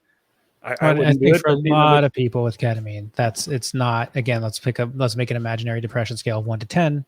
Yeah. 7 and under, you're probably okay with telehealth and ketamine. You get above that, you have significant trauma, you have suicidal ideation. No, it doesn't. I get that. Yeah. But there's a lot of people who it's a legal way to start. It's a legal way to process. It's a legal way to turn off that inner narrator. It's a legal way to feel. I sat with somebody, or I was with somebody, I should say it that way, that was had never done any psychedelics, was comfortable with ketamine because it was prescribed. Okay, great. And she said, "Oh my God, I felt the weight of the world lift off my shoulders. I didn't know how much weight I was carrying." Yeah. Shift in perspective. Shift in Yeah. perspective. And that's a beautiful awakening that can lead to, maybe there's something else here that I should be looking into. Maybe I can afford more than $200 or $1,000, whatever ketamine session costs. Maybe it is worth doing a deeper dive with someone who is more experienced and therefore more costly. Sure. Because, this is what else is important to spend money on besides my own health and well-being. Yeah. It But speaks volume. the realization can just as easily be, oh my God, I was molested, followed by a panic attack. And that is where my concern lies. And that doesn't happen to everybody. Not everybody was molested, I hope. But that's the kind of thing that can come to the surface, and you don't get to predict when it does. It comes to the surface when it's ready. And if you're alone when that comes through, you're alone in often overwhelming emotional sensations, stuff your body has been protecting you from feeling, likely for decades. And that is where my concern that I voiced in the book was coming from, is you don't get to pick how deep it's going to go. You don't get to pick what's ready. You don't know what the tectonic plates are doing in there. And this could be the big Yellowstone supervolcano as likely as it is, just a level 2 earthquake here in California. You just don't know. Which would you prefer? That's my concern. I have a preference question then. Yeah. Which would you prefer? Someone doesn't do I know this is a false question, but no, go on, do your things, don't do any psychedelic or this is a starting point, and then you have that volcanic eruption for whatever reason. Great, you created a volcanic eruption, but now you're aware of this new thing that you weren't aware of before, and you were just hiding behind your computer screen and your tasks and living a less fulfilled life potentially. It gets tricky, doesn't it? It's so tricky because I wouldn't want to deny anybody the opportunity to heal. And a lot of the fire I bring to it is my concerns about people missing their opportunity to heal, working with unqualified guides, even if they're a licensed therapist or a PhD, they haven't done their own deep work, so they can't hold the space for this. So this person's going through this whole process, but they're not actually getting what they could have gotten from it, right? Same thing with psychedelic telehealth. Yeah, maybe the volcano goes off, but when you push somebody into what's traditionally called bad trip territory, which are just feelings that are so big your psyche doesn't know how to handle them, that in and of itself is traumatizing, and that can cause the original wound to lock down harder. I've had that experience happen. I've had it happen with a guide sitting there because he wasn't checked in with me. He wasn't paying attention to what was going on. He was thinking he's going to Hawaii next week. He's thinking I just broke up with my girlfriend and I'm really upset. And he's not watching that I'm in the worst space out of 2 years of working together that I've ever been in. And it was excruciating. And it was only because I had done 2 years of that I could hold the space for myself and keep myself safe. But somebody brand new to this, to have something like that break through alone would be terrifying and likely highly traumatizing. And that's really my only. Is that likely on especially small dose ketamine? It's not likely. Is it possible? It is absolutely possible. And so I think if people are just informed that some people have this concern about this is what they think the concern is, at least they're making an informed consent, because nobody doing the ketamine treatments is letting them know you could have a friggin' bad trip. What people call a bad trip. You could have an intensely unpleasant, overwhelmingly terrifying experience. It's improbable, but it could happen, and you need to be ready, or just accept that if that happens, we're going to be together. I'm going to breathe, you're going to breathe, we're going to get through it just fine.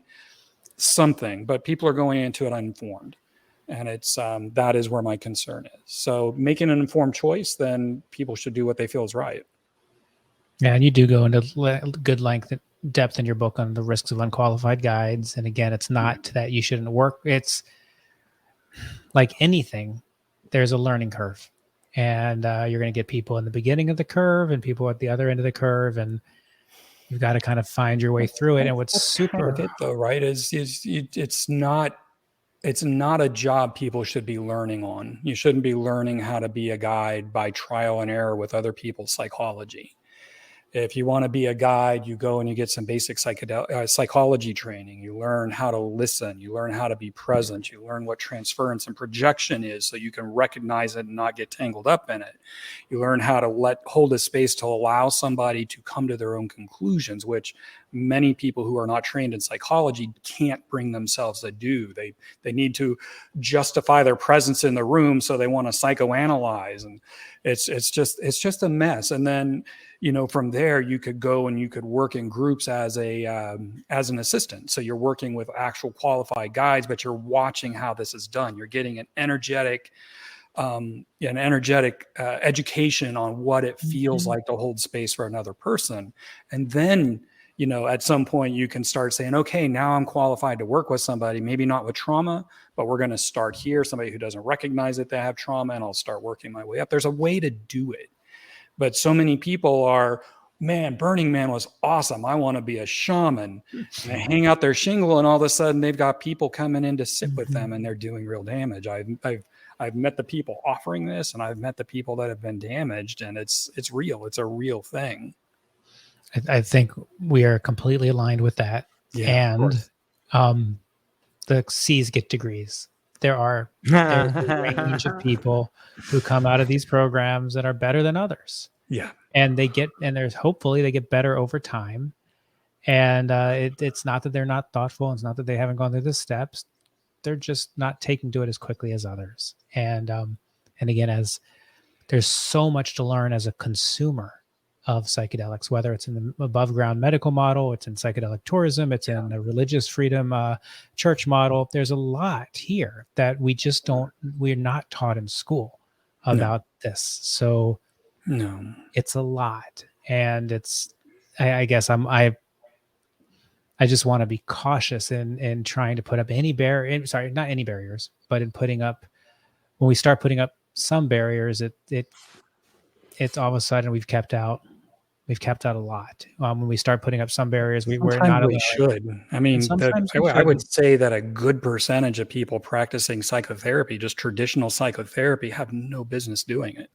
There we go. Or prescribing antidepressants or prescribing drugs for these things. I mean, there's so much misinformed practice happening at the expense of the people seeking help. But it's just with psychedelics involved, the stakes get way higher.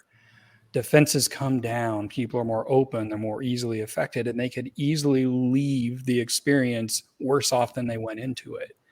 And that's my big concern is let's identify what qualified is and how you get there. Maybe you don't need to be a legally licensed therapist to be a really good guide. I've met some that are. My current guide is a therapist and is highly educated on handling trauma, but she's also done her own work, which makes all the difference. Whereas incredible, yeah, she sounds amazing. But I guess I wonder about certification. Do we need to certify at the guide level, or do we certify at the container? Can we set up a process where the container is what's important? Okay, so we're going to do X amount of people. And if there needs to be a male and a female, there needs to be this, and these are the action steps, and we certify the container, which could make this process faster to get to more people, and it's less individually dependent. The one-on-one work is where it seems to me that it's challenging, because who the hell knows what's being said, who's being touched, what manipulation's happening, on and on. In group, the risk is higher. With multiple people, multiple eyes in the rooms, multiple facilitators, multiple guardians. I'm actually, I was compelled away from doing any group work for a very long time. I've been doing deep guided medicine work for like 4.5 years now, almost monthly. And in that entire time, I only did one ayahuasca ceremony early on, and it kicked my ass. It kicked my ass, and I don't know if it was in part not held well. I thought it was held well. Everybody seemed to know what they were doing. I knew some of the people there. but it's not advised for trauma. And I was clearly trying to process trauma. But I've come around to feeling like I'm ready to engage. My guide has been recommending to me for a while. It's like, when it feels right, go try do something where you're less in control. Put yourself. And so I leave in a month for a 7-day ayahuasca retreat in Peru. And I'm only going to this particular facility because I know somebody who takes veterans down to work with these guys. And so I feel very comfortable that I know what I'm walking into, had long conversations with one of the owners. And so I feel good about going. And I agree with you. I think that there's great power at working at the group level, and where the one-on-one stuff is really most powerfully necessary is in really delicate, especially early life trauma. A lot of veterans are responding beautifully to ceremony in groups. And my guide is a part of a group that is taking veterans through, and she got to help shape the program. So there's this lengthy process leading up to it. So they're all getting prepared, but they're also building a community. So this cohort, they stay together even after all the work. And then they come together and they do the work together. And then they do their integration online, but together as they're talking and working through things. And so they're supporting each other. Plus they have the support of the therapist. And it sounds like an amazing program. And I think you're right. I think to reach the most people, the group paradigm is going to be the one that is most accessible. And especially if you can get a sense of community, and your community comes together once a quarter, twice a year, whatever it is that works, but there's familiarity. So when you go there, you feel more safe to open. You're not in a room full of strangers. So over 3 or 4 or 5 sessions, you're allowed to go deeper and deeper because you're more and more safe to do so. That I think there's huge potential in that. And we're not talking about it. I'm not seeing a lot of discussion about the power of group in the psychedelic conferences. I'm not seeing certifications for container holding. I'm just not seeing a lot on this particular topic. And I think it is an opportunity for the medical professionals to make more money per hour and yet still bring down the cost to the consumer. And it's an opportunity and it's more effective, I believe, for the participant. Let me jump in here real fast, because I think what you're speaking to causes I think there's a pattern that happens when the instrument becomes the institution, then the corruption sets in. And if we look at certification, right, like this, here's an instrument to make this thing work, but then it becomes institutionalized, and now there's a lot of people coming through, the institution gets corroded. So with certifying the actual group, certifying the container, would the container be something that evolves? It seems to me that would be a way to keep the instrument sharp instead of having it get corroded. You know what I mean? If the person sets up the instrument, the institution, and the institution evolves with it. Does that kind of make sense? Absolutely, 1,000%. And as different best practices come out, you share it with the container. Yeah. So it's not, you don't lose the institutional knowledge when one person walks away. You still have the latest, greatest medical intake form. You have the latest, greatest informed consent. You have the latest, greatest emergency action process. You have the latest, greatest. These are the safety things you have to have on site. You have the latest, greatest. These are the way you deal supplements. You have the latest, greatest preparation, integration process. But that's where the corrosion sets in, because as soon as someone decides they're the expert in something, or as soon as we have someone set up, okay, this is the guy, all of a sudden that's where the corrosion sets in. Like, shouldn't there be a process like similar to the ceremonial setting where there's lineages or something? But it just seems to me that as soon as we get something set in order, it's going to begin corroding instantly. How do you stop that corrosive nature from happening? Or is it even possible?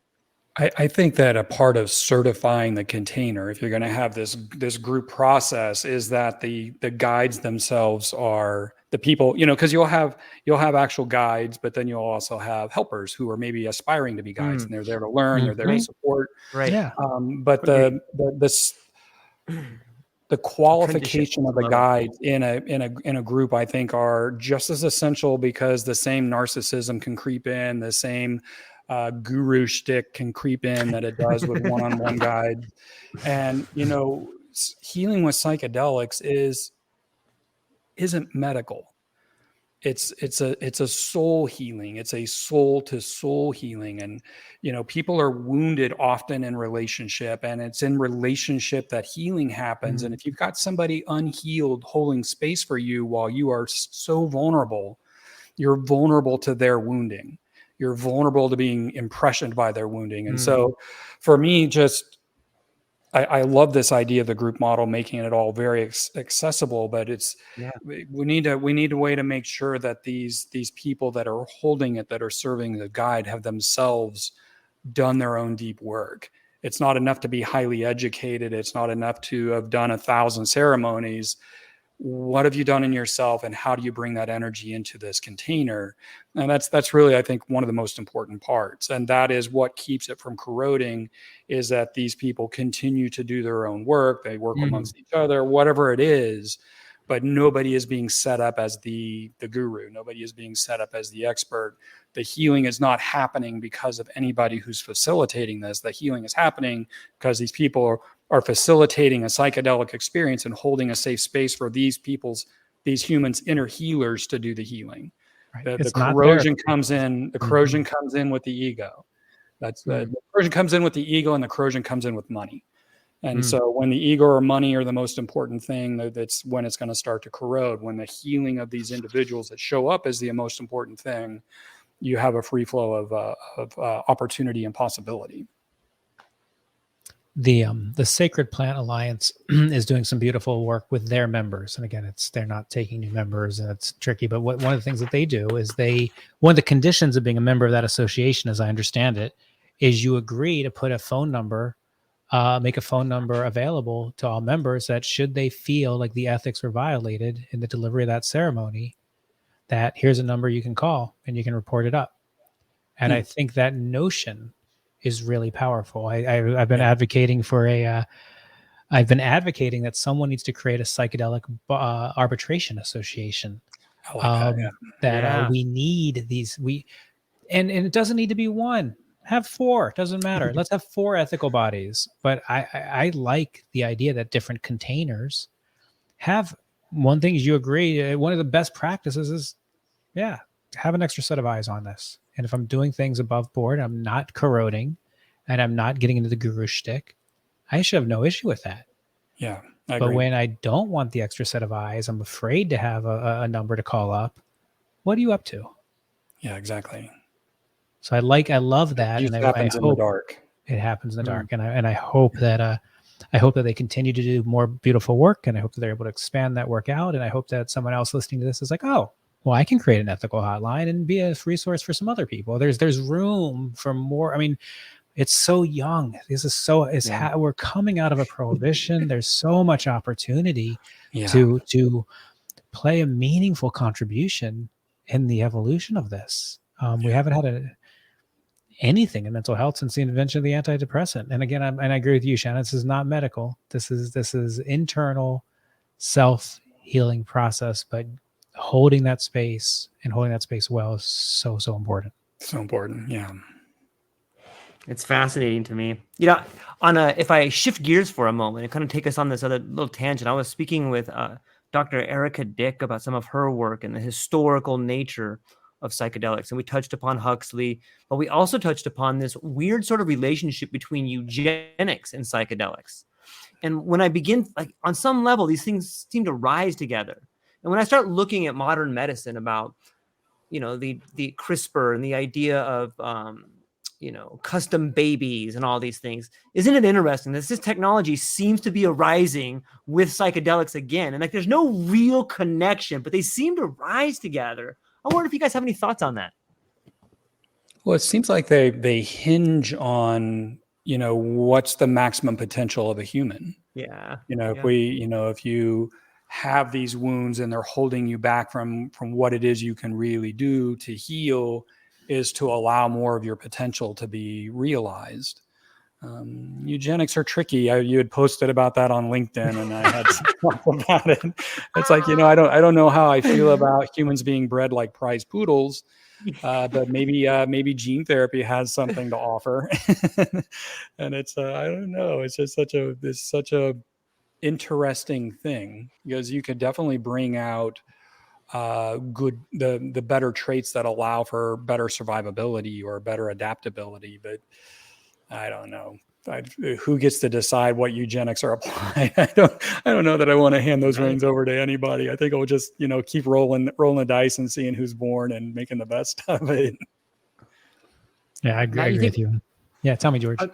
are they? Is it two sides of the same coin? You know, when we talk about science versus spirituality, on some level, it seems to me that eugenics, at least in the lab, is trying to do what psychedelics can do for us organically.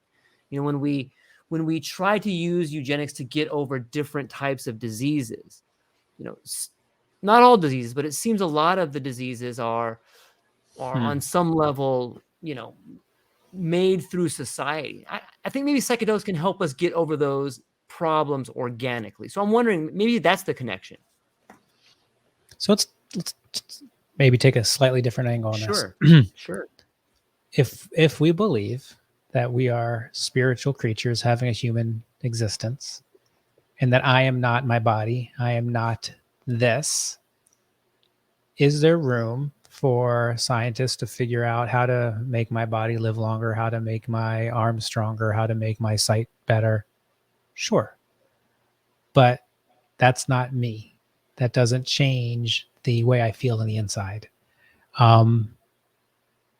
We're as a culture, we spend so much time worried about what we're going to need financially when we enter this active dying process. So much we have to save, what's going to happen in this final piece, that we choose not to be alive when our bodies are most capable of living. Can this, yeah, I think there's I think it's another and great. And you can find a way to help keep my body stronger, lasting longer, that those pieces of me, less disease, beautiful. And a lot of people in this community who are doing this type of work feel to me to be healthier than the average American. We kind of know it's like, maybe we should eat some more salad. Maybe we should take a few more walks. Maybe we don't need to be tense every moment of every day. We don't need to butt heads and to approach everything with confrontation. We don't need to believe anybody's attacking us. We don't need, I think there's all sorts of benefits from that as well. So I just put in the and category. It's if someone else wants to make their contribution to the world and gets excited about slicing genes and trying to figure out those things, beautiful, great, do that, amazing. And have you thought about who you are? Yeah, I think they can work hand in hand. And if one of the things that I like to use in my journeys is psychedelics and human growth hormone. And on some level, you can look at HGH as a form of eugenics. Like, I think the two go hand in hand. And when we think about body and spirit, we often hear those things together. We often read the literature, whether it's in sacred text or whether it's in a bodybuilding magazine. You know, these two things go hand in hand. And I think that it's something for people that are beginning to try different modalities in the psychedelic experience. I think that, and of course, I'm a truck driver, so just let me throw that out there right now. I think that HGH is something that people should be looking at to layer with psychedelics, because I think that you are in somehow comprehensively enhancing what psychedelics are already doing, and that's just based on stuff I've read. But I think it's a way to look at eugenics and psychedelics walking in harmony instead of at odds with each other. And I think that there are more solutions like that. Maybe they can work together. Maybe the chemistry are working together in some way. So I wanted to bring that up and just kind of throw that out there. It's not an angle I've really looked at. I've been layering in GHB with other medicines as a matter of practice. It used to be ketamine, but like this last journey I did was GHB with a strong dose of MDMA, about 200 milligrams of MDMA with a 50 milligram booster, and then some 5-MeO-DMT in there. And, not only does the GHB calm down so I'm not all cracked out on the MDMA with the amphetamine effect. So it calms it way down. I stay very clear. But GHB is supposed to release human growth hormone. It's why bodybuilders were getting addicted to it, was they were using it all the time to get the HGH release. But I wasn't doing it for the HGH. But I wonder now, it's making me curious what possible benefits might be coming from it just inadvertently. Yeah, it would be interesting to have some of Matt's background and what's going on in the brain, and maybe some people at Imperial College or something be looking at these neurofeedback, because I do think that those things got to go hand in hand. Shannon, you must be one of the most experienced people when it comes to layering. When I read through the book and I listen to some of the things you're saying, you're one of the most, in my opinion, you're one of the most well-versed people on this idea of layering. Maybe you can speak to some other ideas about layering. Is there a certain particular layer that you have found to be effective for your trauma or certain types of traumas? Well, it's it started with my first guide. So, we started with 5-MeO-DMT, and then we did MDMA, worked with some mushrooms. Then we went back to MDMA, and I did some 5-MeO-DMT on the way down. That was my first experience of layering. Was I think I had actually insufflated at that time, so I got a nice long experience with the 5-MeO-DMT, and it was incredible. And it started teaching me that, wow, when you layer these things together, you get a new experience. So you're creating a new drug almost. It started to become commonplace that I would do some sublingual ketamine and then take the MDMA or the mushrooms or whatever I would do. And the ketamine would open me in a way that allowed those medicines to go deeper and give me access to areas that I didn't have access to before. So it was a really powerful experience. And I've Can you give an example of that? I'm sorry to cut you off, but can you, just for the people listening, can you give an example of like something that opened you up where you couldn't go deep before? Like, what would that be? Ketamine with mushrooms. It's, to have keep your arms and legs inside the car at all times till the roller coaster comes to a stop, because I remember that I was on the mushrooms the first time we did it. I was on the mushrooms, and wasn't used to ketamine, so it was dropping me almost into a sleep state briefly, and it would open something. I would feel like I was coming up to a door, and then terror would push me back away from the door. So I'd be like, and I was just like this back and forth until finally the door opened. And it's like, oh my God, here's all this fear. Here's these things I fear. And oh my God, I think I was molested. It was like one of the first times that door got kicked open, where it was just really clear to me that, holy crap, this was a real thing. This really happened, and it was locked away in a really profound way. And mushrooms by themselves hadn't gotten me close to that door. MDMA by itself hadn't gotten me close to the door, but something to deeply relax my body, to allow the muscular armoring to relax, allowed the mushrooms in. I do this, that's mycelium, by the way. It allows the mycelium in deeper. and it's just a powerful experience. MDMA is such a beautiful tool, but do too little and you don't really get in deep. Do too much, and the amphetamine effect of it is overpowering. And so you put them together, and all of a sudden you've got this incredible heart opening, but your heart's not racing. You're not gurning and clenching your jaw so powerfully. You're not talking a million miles an hour, so you can actually settle in and do some work. My most common routine for doing my own medicine work is I'll have some kind of a grounding base. So I'll either have GHB, which is a shamefully underutilized medicine in the psychedelic scene. I'll talk about it more if you want me to, but that or ketamine, which calms my body, doesn't quell fear. It's not like taking a Xanax. It's not about hiding from anything I'm feeling. It just opens me. It opens me in the face of fear. And then I'll take either MDMA or mushrooms, or I'm a big fan of 3-MMC. 3-MMC is a less known psychedelic that is very similar to MDMA, but your brain stays way more clear. You're present in the room with the heart opening, whereas with MDMA, you're in a fog.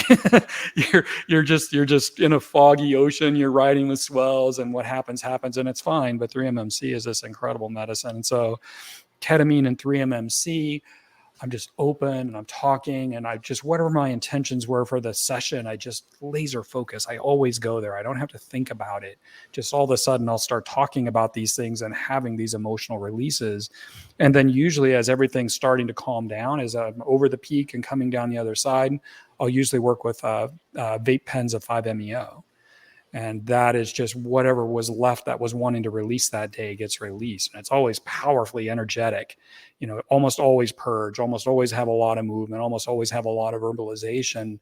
But I always know at the end that, what I set out to do today, I got to. And so it's a really powerful way to work. It's not for the uninitiated. It's something you want to work up to. You want to be really familiar separately with everything that you're working with, but then you can understand how they're working together and what it's giving you. Matt, you spoke earlier about a process where people come in and they have a day of holotropic breathing, and then they have a different ceremony with mushrooms. What is your ideas on layering, and what are some specific incidents that you have found to be beneficial?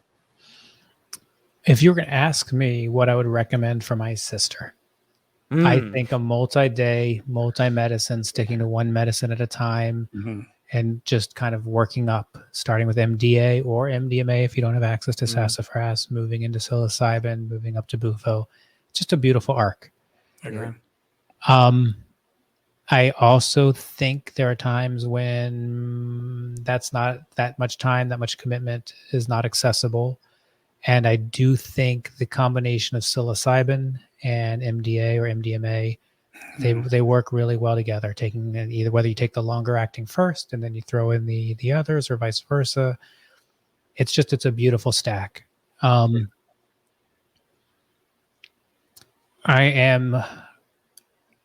My knowledge of this, I've seen practitioners stack without telling people what the stacks are. Don't love that. I'm hesitant to get into too much into the stacking world, only because it's already, I believe, and I'm using the church model, the 200 plus psychedelic churches. It's hard enough to say, okay, we are standing our ground, so we're doing this as religious freedom. We are doing this not as therapy. There's a history of these medicines for spiritual connection, and I think when we get into the kind of serious advanced skiing that Shannon's referring to, Exactly. it's a different level of it's not for the masses. Right. And I believe these ceremonies are for communities and for many, many types of communities. And there are also, and there's one other point I'll touch on. As much as I love psilocybin and MDA or sassafras or MDMA, it also excludes people with different medications they might be taking from participating in those. Many people on an antidepressant can take psilocybin, not so much with MDA or MDMA. So again, when you talk about community ceremonies, how do we think about accessibility? How do we think about access? How do we think about making everybody feel a part of this? So just those are things I think about in the spiritual place. I guess those would all go into certifying the container too. Like those are all brilliant ideas that would be in that landscape of trying to certify a container like that. Like it sounds like done a lot of thinking on that. Well, I'm sorry, go ahead, Shannon. Oh, I was just going to say, for people just wading into exploring themselves with psychedelics, I really like the sound of this, where you do, you walk them in slowly and you give them these layered experiences. And there's no way I would layer up somebody brand new the psychedelics. I mean, one psychedelic is a life-changing nuclear bomb going off in your brain, right? And I only do this layering because I do very nuanced work, and I've developed a level of self-awareness to know exactly what I'm doing and where I'm going. And, I only talk about it in the book because it's interesting, right? It's where I've come to, and it's a place that other people might come to, and most probably never will. Most will never need that in order to keep going deeper past just increasingly intensifying defense mechanisms. But if I were going to recommend somebody that I care about that's interested in a psychedelic experience, I would send them to something like what Matt is describing, because that is a powerful way. And being in group and establishing a relationship with the group and wading into the altered experiences, I think is a beautiful, very safe way to do it. That's not giving people overwhelming experiences is the key for them learning how to navigate that space to be able to move into more overwhelming or challenging experiences later. Johns Hopkins has actually done some research on the combination of psilocybin and MDMA specifically, and they talk about how it reduces the more challenging trips. Now, I'm not sure we want to reduce the more challenging trips. That gets into a whole different discussion. Yeah. But it does. It can make for a more pleasant trip. Which again, as we're talking about people's first experience, people's second experience, it's kind of a gentle way to wait, more gentle way to wade in the water. And of course, this goes with all the caveats. There's risks to all of this. And then as Shannon said earlier, we don't know what's going to come up, and we're all doing the best we can. And the person needs to come in with eyes wide open. And if it's not an enthusiastic yes, it should be a no, and all those disclaimers. All those disclaimers. Yeah. But, It's interesting. A lot. Go ahead, George. It's interesting. A lot of us are speaking to this idea of using psychedelics to heal trauma. And when I've read both of your books, both of you have overcome a lot of trauma. You found these medicines to do it. But I'm wondering, might there be this new thing? It seems to me when we look at the landscape, there's a large portion of people who need it not to deal with the trauma that they've already faced, but trauma that they're about to face. And that the end of life seems to be something very beautifully used for these particular medicines. What can either of you speak to that? I mean, I know people that are facing this and would probably really benefit from a psychedelic experience, but I don't know how to get involved with them or move it forward or really anything about that. Do you want to take that one, Matt? Start. I'll jump on that to start. So we have this beautiful, there's a beautiful event here in a small town outside of Chapel Hill called Pittsburgh, and it's called Death Fair. And it is this beautiful celebration of death. And thousands of people come, and they talk about grieving, and they talk about healing, and they talk about green burial, and they talk about all things around death. And I'm speaking at it this year. And I'm speaking on two perspectives. I'm speaking about the research that's been done with psilocybin and people in the active state of dying and how beautiful this can be. It doesn't change the diagnosis, but it changes the way they experience this final chapter of this particular existence. And I'm going to speak about it for the people related to the person and friends with the person, and how powerful psychedelics can be for them during their friends or loved ones' active state of dying. And then the third way is for people who've already lost somebody, and the use of psychedelics as a way to process what's happening. I think there's so much here, and this population doesn't have time to wait and see if an antidepressant is going to work. And even if it did work, again, we're back to you've numbed a symptom. You haven't changed an outlook on this existence. You haven't changed their belief in potentially their belief on whether there is a life after death. There is this a one in warm food, or is there a continuum here? There's so many things that psychedelics can open up for, again, people in the active state of dying and the people that love them. And I'm a huge fan of that work, and I think more of it needs to be done. And I wish that there's a death doula or a community that I know does a lot of work in the space in a way that hospice can't, but maybe I wish they could, and I hope they can at some point in the not too distant future. It would have been, I just can't imagine when my mom was dying. I just can't imagine what this would have meant for her to have had an experience with this. And I can't imagine what it would have done for me and my sister and my stepdad to have been able to have a different understanding, and to not realize it, not believe that she is gone forever, to not believe that there is no God, because who would do this, to not put all the stories, the narratives that I told myself for 30 years. Yeah, I think it's super powerful medicine in the death and dying community.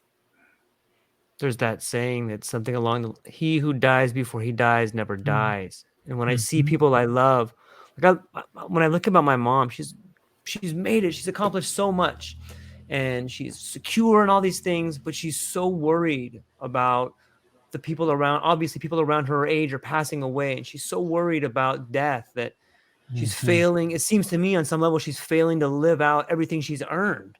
And so when I think about that phrase, that he who dies before he dies never dies, it seems to me psilocybin or some of these experiences can give them the rest of their life back. I don't know that. I'm not at that doorstep there. But it seems to me from some of my particular journeys that people that find themselves with a lot of anxiety, be it death or the death of a child or uncertainty, it seems to be something that gives their life back. And I want to learn more about it. Thanks for bringing up those things. I'm looking forward to looking into them. Shannon, what do you think? Yeah, I don't have any direct experience with working with anyone or doing that specific work, but I can tell you that it's a part of the reason that I want to go to this ayahuasca retreat. I Mm, feel like I've come to a level of healing within myself. There's still trauma stuff to dig. There's just gonna be, right? But it's not like right. it was. But I'm starting to also have a lot of existential questions. I'm also starting to, I've been very mindful not to allow my psychedelic experiences to turn into a spiritual bypass where I just latch onto notions of the divine and ignore all the stuff that's unhealed in me. I wanted to heal first and then open up into whatever spirituality I'm going to find myself in, whatever sense of my place in the universe I'm going to find myself in. And this ayahuasca retreat is meant to be a part of that. It's me re-engaging the world after having been so myopic in my personal growth work. And so I think it's beautiful work, and I'm very curious what I'm going to learn for myself about death and life and my place in the flow of it all. And I thought that's really interesting that you're going to speak at that conference, Matt. It's such a I've understood psychedelics to Yeah. be a powerful tool to that end, but I don't have any direct experience with it yet. Yeah, I'm so looking forward to it, and and I love going back to the community and to again, one of the other reasons I'm a huge fan of community experiences is like the intergenerational work done in group settings is healing for everybody. Yeah. So I've Oh, seen yeah. a few ceremonies ago, we had an 80-year-old dad and a 79-year-old mom and a 50-some-year-old son, and then we've had 18-year-old sons and 50-year-old dads, and um, it's just beautiful, and to bear witness to someone else going through that process, and to have again to hear the perspectives, and I journeyed once with one of my nephews, 22, and afterwards, and again in a community in a ceremonial setting, I said to him, I've looked past you 1,000 times as just a goofy kid at Thanksgiving, and I didn't respect you. I didn't see you on your I didn't see you as a fellow traveler. I didn't see you struggling, and he put in so much work in this ceremony. It was so beautiful to watch. But I think we learn in watching these different generations. We can become more aware of ourselves. Well, my healing is your healing. Your healing is my healing, and Yeah. we are all connected. We are all, might be different waves, but still the same ocean. How do we? I love all of this. I like It that. really, Different wave, same motion. yeah, That's great. Yeah. Nice. it's Really fascinating. nice. Well, gentlemen, we're coming up on 2 hours here. Both of you, amazing, man. This flies by. I'm so thankful to get both of you in one room and have this conversation. And Yeah. before I let you go, though, let me start with you, Shannon. Then we'll move to you, Matt. Where can people find you? What do you have coming up, and what are you excited about, Shannon? Mostly I'm just promoting the same message from the book. I just want people who bravely seek out help in the psychedelic realm, who bravely seek out help in the psychedelic realm to be met with actually effective help. And that's my big push is consumer education, but also education on the level of the people who are serving as guides and offering these services. And truly, I only desire to be of service. You can find me. I'm on LinkedIn, as you guys know. I'm on the other social media platforms, but I don't do any of that. Somebody else does that for me. I can't bear it. I'm at shannonduncan.com. You can reach me through there if you want to. And the book, audiobook and ebook are all on Amazon and all the major platforms if that's of interest to you. And if you run a school or something like that, I've been donating a bunch of books to schools that are certifying people, just so they have this message also to consider in their curriculums. So if you're running a school or some kind of training program for guides, you'd like me to speak or you'd like some books, I'll ship you a few cases of books, no problem, free of charge. That's beautiful. Fantastic. Very That generous. is. Mm-hmm. Yeah. I'm gonna do that. I'll footnote you. This is Shannon. Awesome, Matt. Um, You have the one event coming up that you spoke about briefly, but maybe you can speak to what else you have coming up, and what you're excited about, where people can find you. Yeah, I am trying to normalize this discussion as much as possible. When I say this discussion, it's these discussions. It's the discussion Right. on mental health. It's a discussion on the prescription epidemic that we live in. It's a discussion on psychedelics. It's a discussion on drugs. It's all of these discussions, and to normalize it, to be just I'm not a I don't think I project as a typical regular drug user, and I am. So I'm speaking at Wonderland and hosting a panel of people telling transformational stories, and these are people who I don't think that there's a woman who started a group called Moms on Mushrooms. There's another woman who lost her husband unexpectedly and went through a psychedelic ceremony 11 weeks after his death. There's a chief technology officer of a large company who's really found his voice and fought imposter syndrome using reclaimed his spiritual connections, and another person who was a banker for many years, and ayahuasca transformed him, and he ended up getting involved in all sorts of things ayahuasca 20 years ago, and it's completely changed his trajectory. So it's just this beautiful panel of people telling their stories. I love the speaking. I was speaking at the mental health marketing conference 2 days ago, and I'm speaking a bunch of like entrepreneur groups, and just anyone who's looking for information on this. I'm happy to come and speak and to share this knowledge and to create conversation around this. I try not to be so didactic that this I know the way. No, these are just things to think about as you're going through this process. MattZemon.com is my site. I do answer anybody who writes me through there. I love it when people reach out and ask questions or ask for assistance as they're figuring out their journey. I'm very active on LinkedIn. There's a lot of Instagram activity. I do get the questions that are asked, but I kind of stay away from the actual platform from Shannon, or like Shannon was saying. Yeah, so that's kind of all things with me. And then I have the 2 books. I have Psychedelics for Everyone, and then I have Beyond the Trip, which is a preparation and integration journal. And there's an Audible of the Psychedelics for Everyone, which wildly, Shannon, I don't know if you've made an Audible yet. It is out. It's wild to me every month how many people are doing the Audibles versus the print books. I didn't know who would do that. I actually got the Audible of yours. That's how I went through it. Funny. And yes, I haven't. I went to a studio and recorded the Audible for Coming Full Circle as well. It's wild. It's wild how many people choose to read that way. It's great. Amazing. People like the audiobooks. People like the audiobooks. Yep. And George, you are again, what a treat that you organized this and connected Shannon and me together. And I appreciate your questions, your enthusiasm, your all of this that you do, not just for this call, this show today, but I mean, you're just show after show. You ask great questions and you bring information to light that wouldn't be there. So grateful for you, my friend. Yeah. You're just saying that because it's true. It is true. Exactly.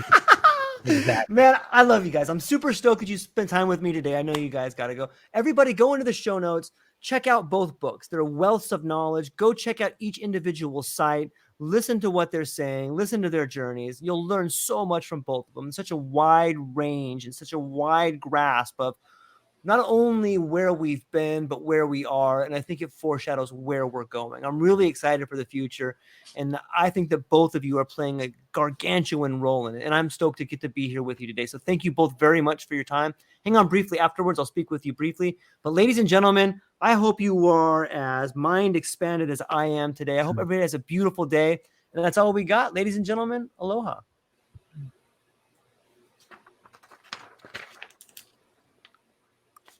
All right.